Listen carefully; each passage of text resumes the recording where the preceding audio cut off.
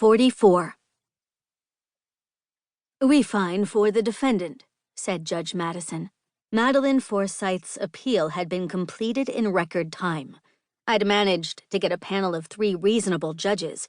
They heard the merits of the case the prosecution had brought and found in Maddie's favor in approximately 6 minutes. Once and for all, I'd proven that the DA's office had been incredibly overzealous and had targeted the wrong woman. Even Longabaugh walked over and offered to shake my hand, which I declined, citing sanitary standards. I did nod graciously in his direction. "Sandy, I can't thank you enough." Maddie was all warm smiles as we packed up to leave the courthouse. Patrick, who couldn't be persuaded to leave me alone for a minute since Cynthia's trial, stood grinning near the door and gave me a thumbs up. Philip, ever discreet, was chatting with Judy.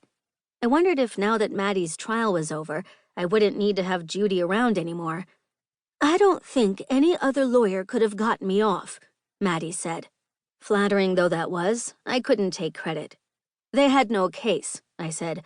"The idea that you were convicted in the first place should have gotten me fired. I appreciate your sticking with me." "Oh, that wasn't your fault," Maddie said, waving a hand. "The chief of police wanted me convicted, and he generally gets what he wants.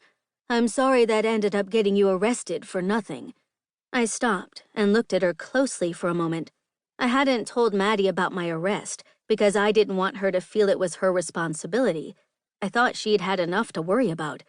"You knew about that?" I asked. Her face indicated I was being amusingly naive. "Of course I did," she said. "They wanted my book, and they were using you as a bargaining chip. But you were so smart getting these 3 judges.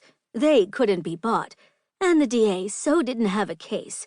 You really are brilliant." Right now, I felt about as brilliant as a 10-watt light bulb. "Your book?" She knew about that crazy ploy, too. "Yeah, I keep client records exactly for situations like this. They want to put the screws to me? I can make it very uncomfortable for some very highly placed men." She winked.